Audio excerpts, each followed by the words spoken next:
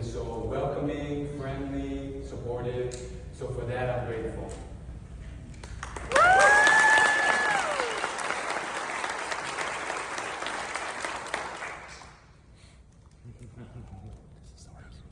A few years ago, people would pay me to lock them into a room and have them try and escape within an hour.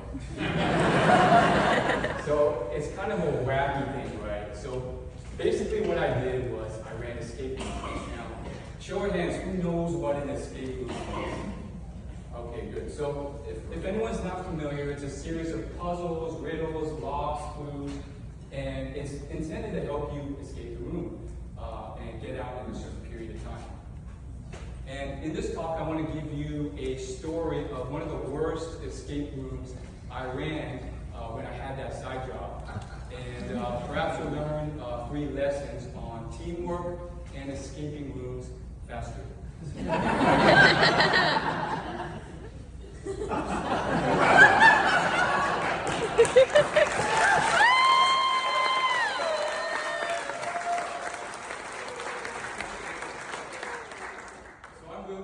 I'm a data analyst on the Data and Insights practice. And we're going to be talking, as you can tell, about teamwork gone wrong.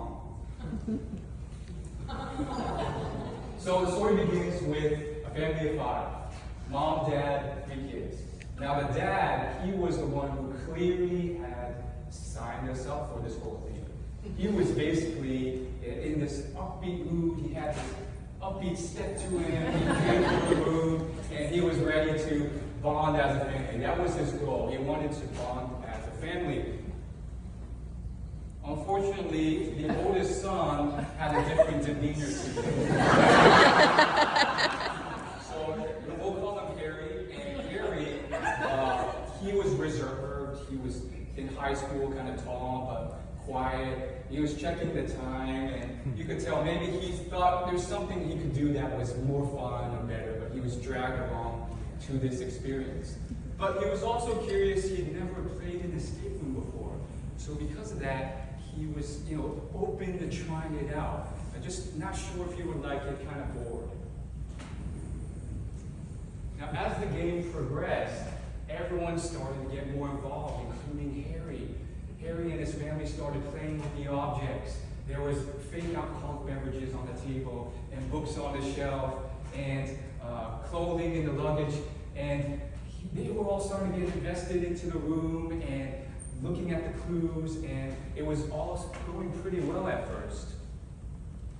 Unfortunately, Harry's family did not like math. They weren't good at it, and they had chosen a room with the most math in the venue. So it wasn't looking great.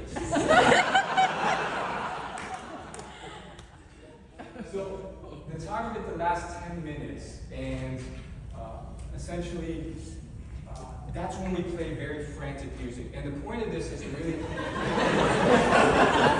invested into the room so that they had a memory of just getting out on time or just barely missing it. So the music was like dun dun dun dun dun dun dun. And Harry and his family started getting more frantic. It worked. They were looking at the puzzles. They were trying to solve the math problem, and it was getting more and more intense. And it got to the point where Harry's dad was starting to bark orders, and he was ignoring what other people had to say, and he was just trying to get this before the clock ran out. Now, after a few minutes, Harry realized this would not work. There's another way to make this happen. So he made an executive decision. He grabbed the math problem that everyone was working on. He strided into the conductor's cabin. He slammed the door behind him, locked it, turned his back on his family, and tried to solve the problem himself. He thought he needed peace and quiet, and he had the best mind to solve this problem. Harry's dad.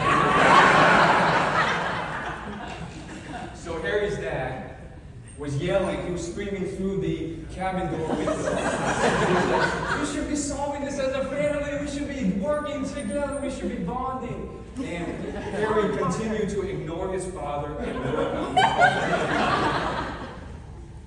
his So the timer counted down until it was 5, 4, 3, 2, 1, and they did not get out. So even as they walked out of the escape room, they were still arguing back and forth. And ironically, Harry and his dad probably left the escape room less bonded than when they entered. So as I reflect on this and I think about what lessons that I hope Harry and his dad learned from the experience, I think there's 3 big things. So one is don't shut people out. When you shut people out, that can signal as a sign of lack of trust, lack of respect. It can also stifle any level of creativity or collaboration. And it's just really good to look out for that when you're stressed, because that's usually when you start to want to shut people out. Acknowledge other people's strengths and weaknesses. At phase 2 and on any team, you have diversity, which means there's different strengths and weaknesses, and those skills complement each other. So one person may be good at math, another may be good at visual puzzles. At phase 2, one person may be good at client communication, another may be good at development or technical skills. So by working together and reaching out, we can use our different perspectives and our skills to be greater than the sum of our parts.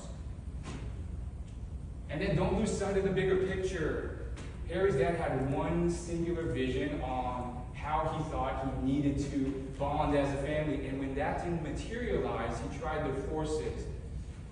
At phase 2, we have obviously goals of delivering results and a better website. But we may have other goals that are important too, like making sure we don't tarnish or ruin our client relationships or team relationships in our rush to make sure we deliver those results. So don't win the battle to lose the war.